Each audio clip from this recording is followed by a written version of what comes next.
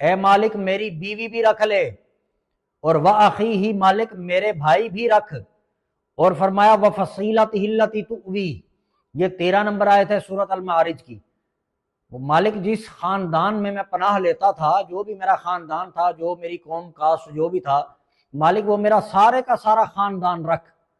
اور وَمَنْ فِي الْأَرْضِ جَمِيعًا، زمین میں تو نے مجھے جو کچھ دیا تھا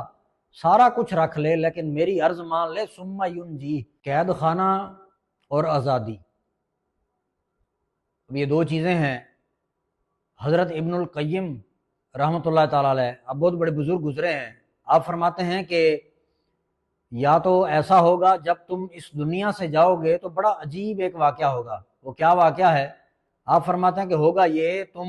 یا تو ایک قید سے چھوٹو گے اور اپنے سامنے کھلی فضا پاؤ گے،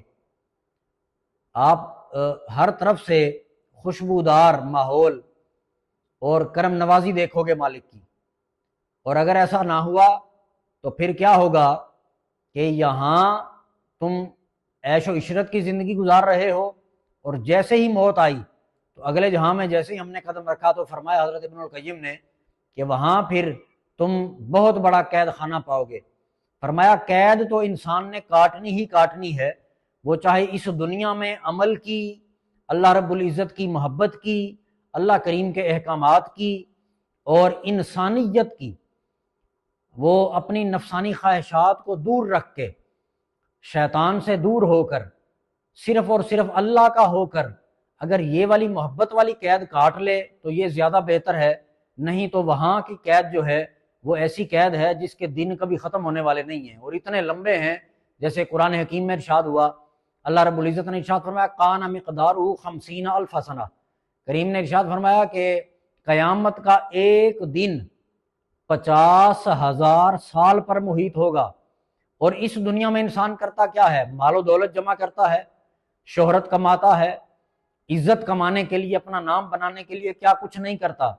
لیکن اللہ کا قرآن اگر ہم پڑھیں تو مالک کریم کیا فرماتا ہے؟ اللہ مہربان سورۃ المعارج میں ارشاد فرماتا ہے، اب آپ دیکھیں انسان اپنے بچوں کے لیے سب کچھ کرتا ہے، اور کیا کرتا ہے؟ اگر بچے نہیں ہیں، شادی نہیں ہوئی، تو پھر کیا کرتا ہے؟ خود کو سٹینڈ کرنے کے لیے وہ راستے بھی اختیار کرتا ہے جو اختیار نہیں کرنے چاہیے، جو اللہ رب العزت نے جن سے منع فرمایا ہوا ہے وہ چیزیں نہیں کرنی چاہیے، حالانکہ انسان وہ بھی کر گزرتا ہے اپنا نام بنانے کے لیے، پیسہ کمانے کے لیے، وہ ایک لالچ سی آ جاتی ہے دل میں۔ حضور علیہ السلام کا فرمان ہے کہ کریم آقا علیہ السلام نے ارشاد فرمایا کہ جب انسان دنیاوی ہوس کا شکار ہو جاتا ہے، مال و دولت جمع کرنے میں لگ جاتا ہے، تو دنیا کی کوئی چیز اس کا پیٹ نہیں بھر سکتی سوائے قبر کی مٹی کے۔ قبر کی مٹی پیٹ بھرے گی بس، اور دنیا کی کوئی دولت پیٹ نہیں بھر سکتی انسان کا۔ تو ایسے ہی اگر انسان جو ہے وہ کس کے لیے کماتا ہے، حلال و حرام کا فرق رکھے بغیر کمائی میں جت جاتا ہے، وہ کیا کرتا ہے؟ اپنے بچوں کے لیے، اپنی بیوی کے لیے، اپنے بہن بھائیوں کے لیے، اپنے خاندان میں اپنا نام اونچا کرنے کے لیے اسی لیے کرتا ہے۔ تو آئیں قرآن پاک سے ہم یہ بات بھی کلیئر کرتے ہیں کہ اللہ مہربان نے یہاں کیا ارشاد فرمایا ہے۔